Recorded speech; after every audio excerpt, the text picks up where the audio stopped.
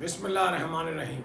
ناظرین، پاسمی YouTube channel, میں ہوں کوثر قائم خانی کراچی سے، اور آج ہم نئے مالی سال کے ساتھ آپ کے ساتھ پاکستان کی معاشی صورتحال اور نئی ڈیولپمنٹ اسٹریٹجیکلی بھی اکنامکلی بھی اس پر بات کریں گے. کل کا دن مالی سال کا آخری دن تھا جو پاکستان اسٹاک ایکسچینج کے حوالے سے بہت پازیٹیو نوٹ پر بند ہوا، اور آج پہلا دن تھا نئے مالی سال کا، اور اس کو بھی انویسٹرز نے سیلیبریٹ کیا، اور مارکیٹ 444 پوائنٹ پازیٹیو کے ساتھ 47,800 پوائنٹ پر بند ہوئی. Pakistan stock exchange 100 index. یہ ایک اچھا میں سمجھتا ہوں کہ ویلکم ہے نئے مالی سال کے لیے. پاکستان کے معاشی اشاریے بہت اچھے نوٹ پر چلے ہیں، اور پچھلے ہفتے ہم نے دیکھا کہ تقریباً مارکیٹ 1800 پوائنٹ کی ایک میجر کریکشن کے ساتھ ایک نئے سفر کے اوپر رواں دوا ہے، اور یہ سفر آگے کہاں پہنچتا ہے ہمیں امید بھی اچھی ہے، اور اس کے اندر مشکلات بھی بہت ہیں.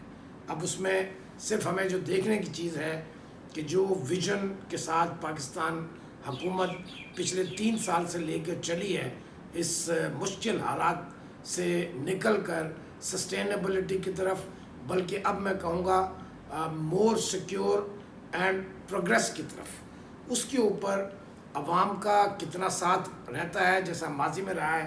اگر ایسا رہا تو انشاءاللہ تعالی پاکستان ایک ابھرتی ہوئی معیشت اور ایک مضبوط ملک کے طور پہ دنیا میں ابھر کے آئے گا، اور ہم سب اس میں ہمیں اپنا حصہ ڈالنا ہوگا. اگر ہم پچھلے سال دیکھیں تو پاکستان کی تاریخ کا سب سے زیادہ سالانہ ٹیکس کلیکشن ہوئی ہے. 47,000 ارب روپے کی کلیکشن، جو ایک ریکارڈ ہے، اور جو ہدف تھا وہ پورا کیا. ورنہ عام طور پہ بجٹ میں ٹارگٹ دے دی جاتے ہیں اور وہ کہیں نہ کہیں شارٹ فال رہتا ہے. تو اس سال جو ہدف تھا وہ بآسانی پورا ہوا. پھر ہم دیکھتے ہیں کہ فوراً ہمارے پاکستانی بھائی جو ہیں، جو پوری دنیا کے اندر پھیلے ہوئے ہیں اور محنت مزدوری کر کے انہوں نے اتنا کمال کا کام کیا ہے کہ میں سمجھتا ہوں کہ پوری قوم کو ان کا احسان مند ہونا چاہیے. 29 ارب ڈالر ایک سال کے اندر ریمیٹنسز بھیجی ہیں، اور اس کی اہمیت عام آدمی کو سمجھنا بہت ضروری ہے کہ ہم 6 ارب ڈالر کے قرض IMF سے جو 3-5 سال کے اوپر محیط ہوتے ہیں، اس کے لیے ان کی ہر شرائط مانتے ہیں. اور یہاں پر ہم دیکھ رہے ہیں کہ ایک تفرقہ پھیلا ہوا ہے کہ جو آپ کو سب سے بڑا، آپ کی پورے ملک کی ایکسپورٹ سے زیادہ پیسہ ریمیٹنس کی صورت میں ملا ہے، ہم انہیں مراعات نہیں دیتے. ان کی پراپرٹیاں قبضہ ہو جاتی ہیں، ہم انہیں الیکشن رائٹ ووٹنگ رائٹ دینا نہیں چاہتے. تو یہ حکومت ڈٹرمنڈ ہے کہ ان کو ووٹنگ رائٹ ملنا چاہیے، اور پوری قوم بھی اس پر متفق ہے کہ اسے ملنا چاہیے، اور ہم پوری قوم کو بآواز بلند اس کی سپورٹ کرنی چاہیے کہ جو طبقہ ہمارے اپنے بھائی ہیں، ہمارے اپنے خون ہیں، ہمارے ملک کے دھرتی کے سپوت ہیں، وہ پاکستان کے اندر اس وقت سب سے زیادہ کنٹریبیوٹ کر رہے ہیں، انہیں ان کا حصہ ملنا چاہیے. پھر ہم دیکھتے ہیں کہ 2018-19 کے اندر کرنٹ اکاؤنٹ ڈیفیسٹ 19 ارب ڈالر کا تھا. ہم تباہ ہو چکے ہوتے اگر ہم اس موو کو مینٹین کرتے. اس حکومت نے اس سال آ کر وہ نہ صرف 19 ارب ڈالر خسارے سے بچایا ہے، بلکہ سرپلس میں آ گئے، ہماری ایکسپورٹ بڑھی ہے. تو معاشی اشاریے بہت اچھے ہیں. اب آگے اس کو نہ صرف مینٹین کرنا ہے، بلکہ اس کے اندر ہمیں مزید اضافہ کرنا ہے. تو کیا وجہ ہے کہ کوئی ہمیں اس کو روک سکے؟ اس کے بعد بجٹ ہم نے دیکھا کہ پیپلز فرینڈلی بجٹ آیا ہے، عام پبلک کے لیے بہت اچھا بجٹ ہے. اور اس مشکل حالات میں جب کہ ہمارے پاس اتنے ریسورسز نہیں ہیں، کووڈ-19 کا جو ایک تباہی پھیلی ہوئی ہے پوری دنیا میں، اور اس سال جو ہم نے یہ ہدف، یہ پروگریس، چاہے وہ ایکسپورٹ کے حوالے سے ہو، زراعت کے حوالے سے ہو، ٹیکس کلیکشن کے حوالے سے ہو، پورے سال کووڈ-19 کا ایک تھریٹ رہا ہے. اس تھریٹ کے باوجود بھی حکومتی پالیسی کی وجہ سے اور اللہ کے فضل و کرم سے ہم نہ صرف اس آفت سے بچے رہیں بلکہ ہم نے ایڈوانس کیا، جبکہ ہمارے نیبرنگ یا ایون ترقی یافتہ ممالک امریکہ لے لیں، گریٹ برٹن لے لیں، انڈیا تو بہت بری حالت ہے، -7.3 پر ان کی GDP گئی ہے، باقی ویسٹرن کنٹریز بھی ان کی گروتھ میں کمی آئی ہے۔ الحمدللہ پاکستان نے اس صورت میں بھی 4% گروتھ GDP گروتھ حاصل کی ہے، جو کہ ان ایکسپیکٹڈ تھی۔ اب ہم بات کرتے ہیں کہ کل یہ تو تھا معیشت کے حوالے سے، آپ کو یاد ہوگا کہ عمران خان نے ایک وعدہ کیا تھا کہ پوری دنیا کے اندر میں گرین پاسپورٹ کی عزت کراؤں گا۔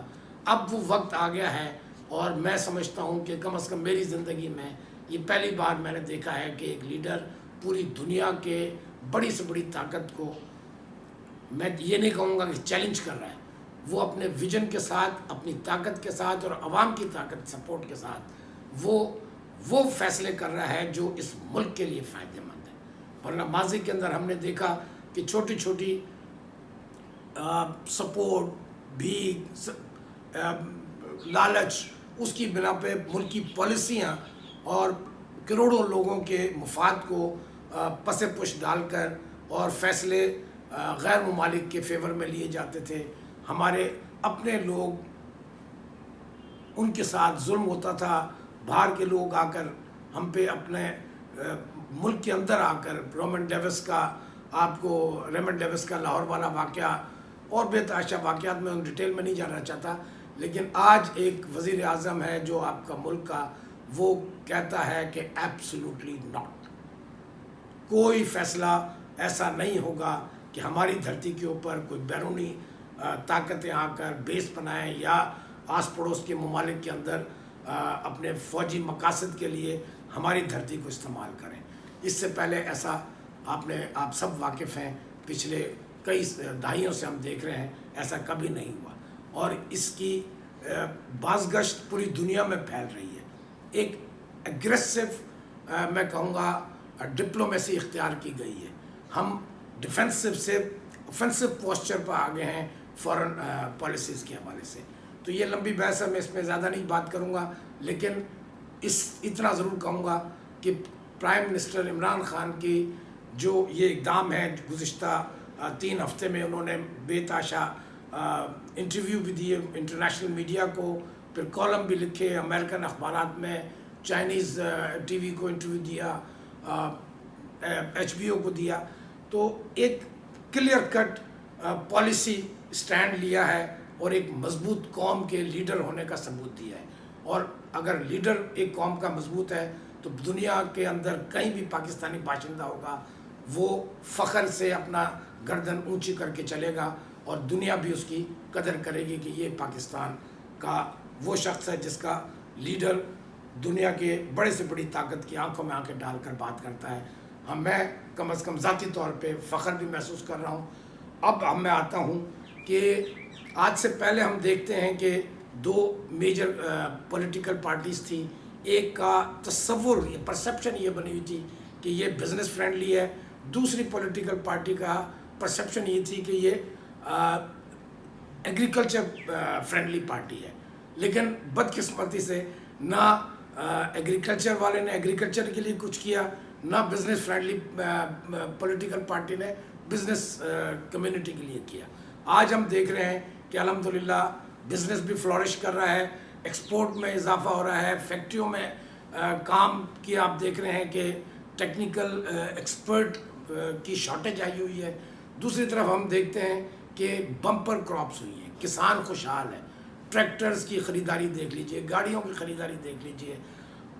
یہ ساری موومنٹ جو آتی ہے، یہ جب کسانوں میں 65% آبادی ہماری دیہاتوں میں رہتی ہے، وہاں جب خوشحالی آتی ہے تو آپ دیکھتے ہیں کہ پوری ملک کا بزنس چل پڑتا ہے، چاہے وہ گاڑیوں سے لے کر، چاہے وہ کپڑے ہوں، ہوٹلنگ ہو، باقی چیزیں ہیں اس کے اندر آٹومیٹکلی، کیونکہ پیسہ جب جنریٹ ہوتا ہے تو وہ پورا ملک سے اس کو فائدہ ہوتا ہے۔ اب ہم نے دیکھا اس سے پہلے کسان کے ڈیلیگیشن سے پرائم منسٹر نے ملاقات کی تھی، آج کسان کنونشن ہوا ہے، محترم جناب जमशेद चीमा साहब जो कि स्पेशल असिस्टेंट हैं प्राइम मिनिस्टर इमरान खान के, और फूड सिक्योरिटी के हवाले से, और ये बहुत इम्पॉर्टेंट, जिसके लिए मैं कहूँगा, बल्कि मैं क्या कहूँगा, प्राइम मिनिस्टर ने ख़ुद ने कहा कि फूड सिक्योरिटी को अगर मद्देनज़र नहीं रखा गया तो ये नेशनल सिक्योरिटी इशू बन जाता है। हमारे मुल्क के अंदर 30% से ज़ायद जो आपकी प्रोडक्शन है फ्रूट वेजिटेबल वो ज़ाय हो जाती है। हमारे पास कोई टेक्नोलॉजी नहीं है कि उनको प्रिजर्व कर सकें। मैं इंशाल्लाह ताला पासमी ही के प्लेटफॉर्म से इसके ऊपर एक पूरा प्रोग्राम करूँगा कि फ़ूड सिक्योरिटी पाकिस्तान में क्यों ज़रूरी है और पासमी उसमें क्या किरदार अदा कर सकती है। इंशाल्लाह ताला आपको जल्द खुशखबरी मिलेगी कि आपकी जो फसलें हैं, आपके जो सब्ज़ियात हैं, फ्रूट हैं, जो हमने देखा माजी में टमाटर या आलू रोडों के ऊपर फेंक दिए जाते थे, उनको प्रिजर्व करने की ना तो टेक्नोलॉजी है, ना रिसोर्सेज हैं, ना स्टोरेज कैपेसिटी है। इसके ऊपर पासमी ने बहुत काम किया और इंशाल्लाह ताला अनकरीब आप देखेंगे कि इसके ऊपर हम तमाम किसान भाइयों को और अपने शहरियों को वो तरीके भी सिखाएंगे जिससे वो कम से कम 1 साल तक फ्रेश फ्रूट और वेजिटेबल को प्रिजर्व कर सकें। और इसके ऊपर आज कन्वेंशन हुआ है। प्राइम मिनिस्टर ने पूरे मुल्क से किसान लीडरान को, आम किसानों को बुलाकर उनको अहमियत दी है और बड़ा वाज़ेह पैगाम दिया है कि अगर किसान खुशहाल होगा तो मुल्क खुशहाल होगा। इसके बड़े वाज़ेह इशारे दिए हैं कि किसान को नई टेक्नोलॉजी मुतारिफ़ कराई जाएगी। उसके लिए जो भी इक़दाम गवर्नमेंट को लेना पड़ा वो दुनिया भर से, वो ख़ास करके बीज और बाकी चीज़ें, टेक्नोलॉजी पाकिस्तान में हुकूमत लाएगी और वो आम किसानों तक पहुंचाई जाएगी। बदकिस्मती से हमारे पास इदारे हैं, हमारे पास PCSIR है, PARC है, जो इन चीज़ों पर काम कर रही हैं। हम देखते हैं फैसलाबाद एग्रीकल्चर यूनिवर्सिटी है, टंडोजा में एग्रीकल्चर यूनिवर्सिटी है। मैं पिछले 25 साल से ज़राअत से जुड़ा हुआ हूँ। बदकिस्मती से उनकी रिसर्च ज़रूर हो रही है लेकिन आम किसान तक वो रिसर्च नहीं पहुँचती। कुछ मखसूस बड़े इलाके के ज़मींदार या इन्फ्लुएंशियल लोग, उन तक वो बीज, नई रिसर्च भी पहुंचा दी जाती है, नए बीज भी दे दिए जाते हैं, नई टेक्नोलॉजी भी बता दी जाती है, और वो टेक्नोलॉजी वो चंद लोग अपने पास महदूद रखते हैं, आम किसान तक नहीं पहुंचाते हैं। ये सबसे बड़ी वजह है जिसकी वजह से हमारा मुल्क तरक्की नहीं कर पा रहा। फिर एक बड़ा जो पॉइंट रेज़ किया प्राइम मिनिस्टर इमरान खान ने, और जो जेन्युइन है कि अंडर नॉरिश्ड है हमारे 30-40% आबादी अंडर नॉरिश्ड है, पूरी उनको न्यूट्रिशनल खुराक नहीं मिल पाती।